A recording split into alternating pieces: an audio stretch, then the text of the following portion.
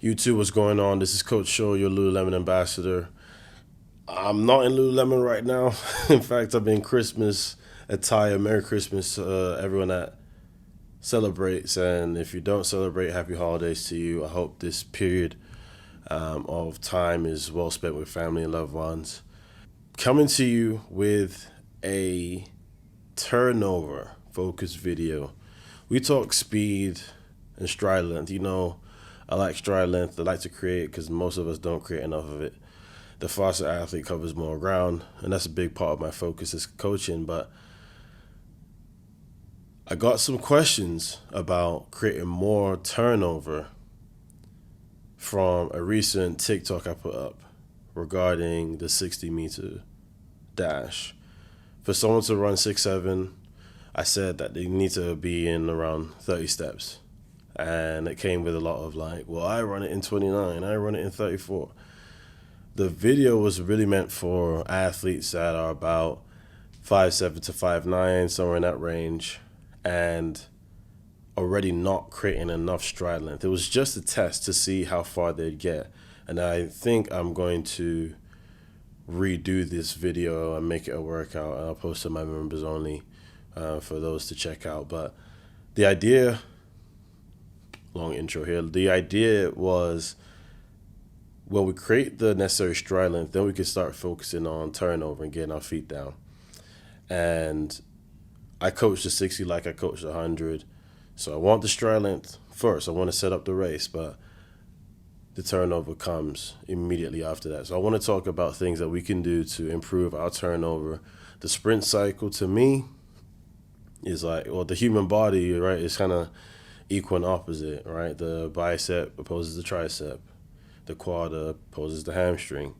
So when it comes to speed, if we're talking about force output hitting the ground, that comes from the glute. If the glute is the mover, as we've learned from many of the coaches, if the glute is the mover and the creator of stride length, then would that mean that the hip flexor is the creator of turnover, right? The ability for the knee to come back in front of the body to the next stride is that primarily on the hip flexor. I've done a hip flexor video earlier this year. Check that out. I'm not going to redo it. I will touch on things I talked about in that, but is turnover predicated on the hip flexor? We're going to talk about that now. Like, comment, and subscribe. Let's get into it.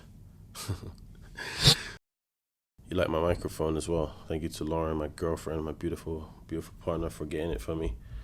We're talking about the acceleration. We're talking about max velocity. Where can we create more turnover? And is the hip flexor the main driver? So, as I said in the intro, if one does one action, would we now look on the other side of the coin to find the answers for the other action? If you think about the sprint stride, right, we're looking at hip extension in acceleration mechanics is a piston-like action, right? The foot comes forward and back. The foot comes forward and back in the acceleration. There's no cycle or cyclical action in acceleration, especially in the initial steps. There is a cyclical action at some point, but the initial steps are forward and back, right? So we're talking about pushing the ground away and the acceleration kind of formats. We're talking about those. Let me move closer a little bit. Then to get to the next stride, to do it quickly, I would need to recruit my hip flexors to get the knee back in front of the body. Okay, so if you guys are with me and you agree, the hip flexor now becomes the limiting factor on the effectiveness of our turnover, which comes back to our video on core. Why is the core important? We want a nice strong core. We need a rigid base in the trunk so that things can move elastically and powerfully using the fascia to do so. But if it literally is limiting our ability to get our foot back in position to the next stride, maybe that's something we should be focusing on.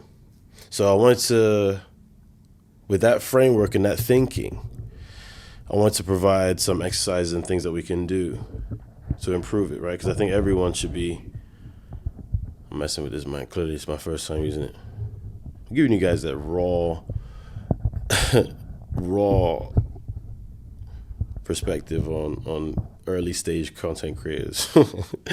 The foot moving through different ranges of motion, acceleration, and max velocity. I didn't talk about max velocity before I tell you about exercise and things to do. My goodness. In max velocity, there's a cyclical action, right? The foot steps over the opposing knee and it curls around the axis of the hip and it comes down into the ground, right? So the foot, when it's behind the body, it bends, then it goes through, then it comes down. When the knee is bent, the heel comes up toward the hamstring and the leg it passes through an elevator shaft into the elevator and it goes down. We go down the elevator. Then the ankle comes up and we do this whole thing again, right? So we can talk about ground contact. We can talk about knee flexion, which will make a different video. But for the sake of today, I think, and I posted a video of different sprint styles. Bob Hayes did not collect all his coins when it came to getting his heel towards his glute, but they didn't call him Bullet Bob Hayes for no reason. He still was able to get his foot back into position to keep running. So the heel to hamstring doesn't seem to be like a limiting factor if the amount of turnover is there. Hence the importance of the core and the hip flexor. So this is where I would start. The first thing I would do as it comes to creating more turnover, first I would want to develop the strength of the hip flexor, meaning I would want to get on the multi-hip. I would want to get some kettlebell knee drives. I would want to get any type of cable knee drives. I just want to build the strength, size, capacity, potential motor neuron recruitment out of the hip flexor. I want to get everything I can, build the strength of the hip flexor. So I'm thinking 3 days a week. This is part of my regimen, 3 days a week. Let me get the tendons ready for what I really want them to do, right? So first and foremost is the strength element of things. Most of these actions in the strength element are just up and down, right? The largest range of motion you're gonna is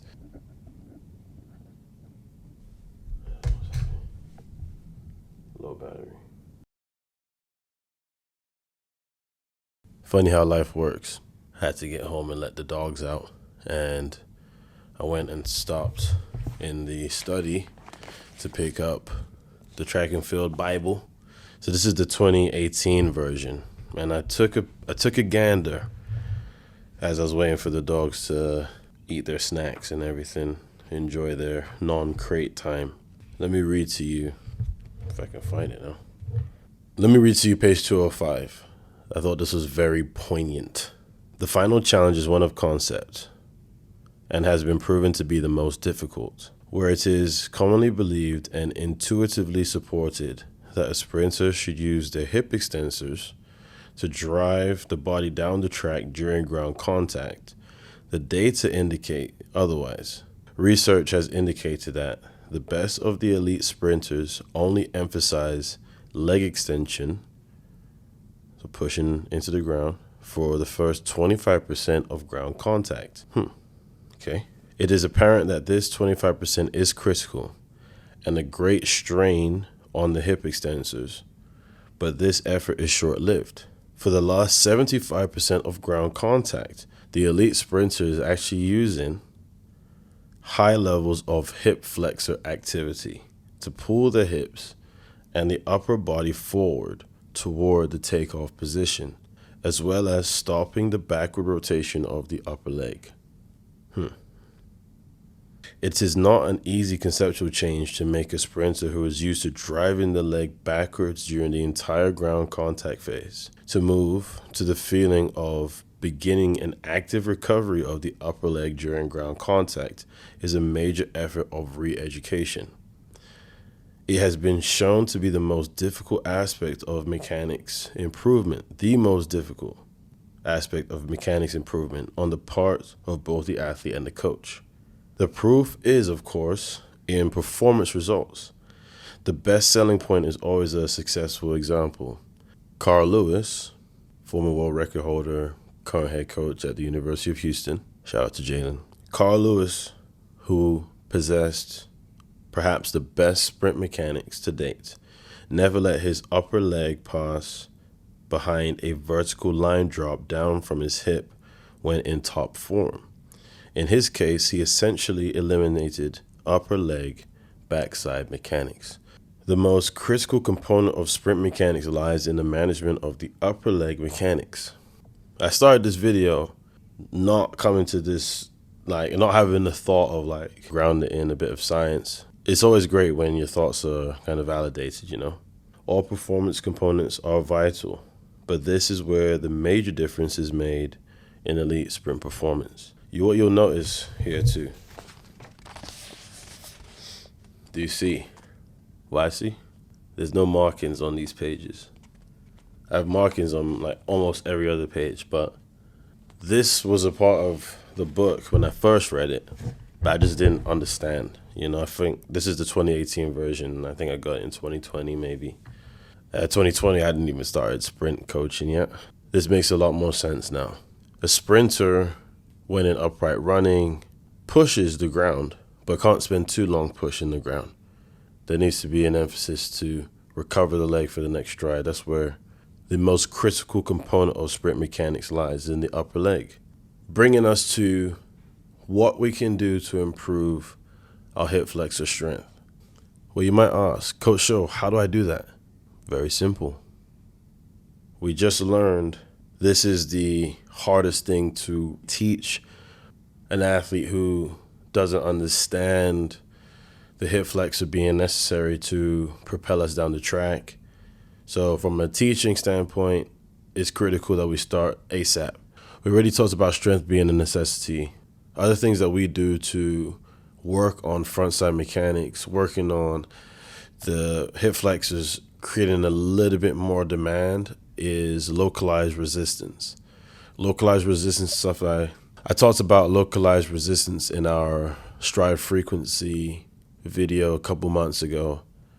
I encourage you to watch that. Localized resistance for us looks like weighted arm sleeves, weighted leg sleeves, weighted shorts, weight vests, anything we can compartmentalize, localize the weight, and weight the limb to emphasize its importance.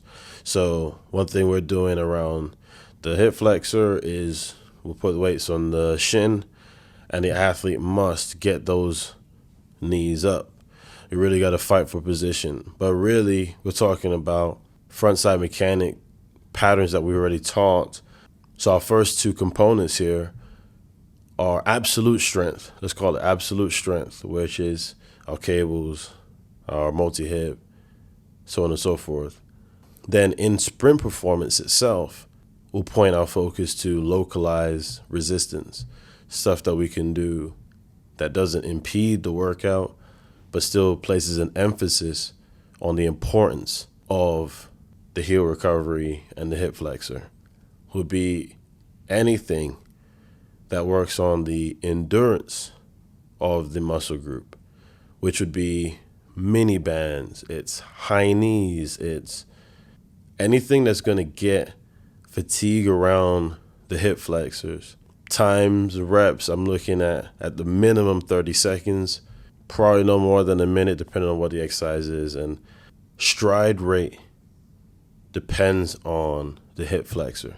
The last thing I'm adding to this, so we got 4 total points.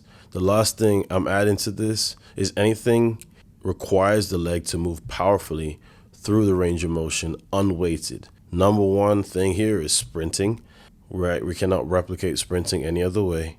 Next would be bounds, a bound series where a lot of people that don't bound properly struggle to get the requisite knee height to apply force. A cue I've used, which has seemed to work effectively, is heel to the hamstring. I just need the heel to come to the hamstring.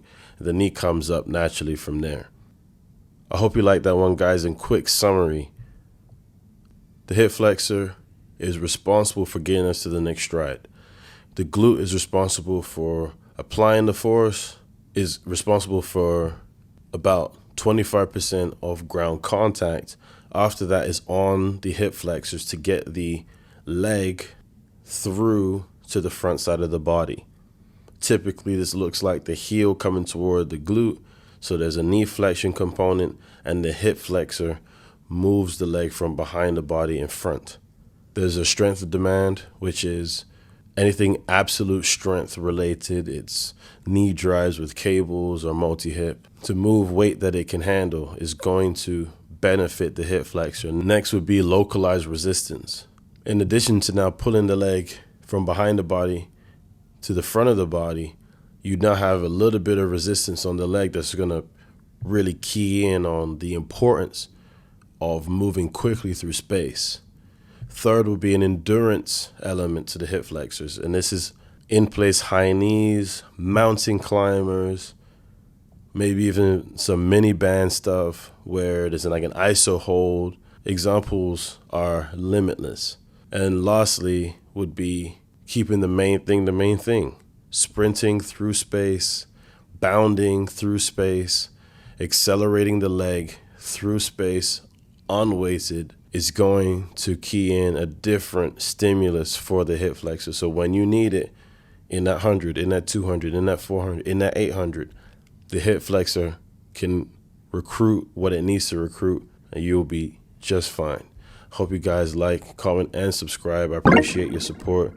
Happy holidays. And until the next one, guys. Peace.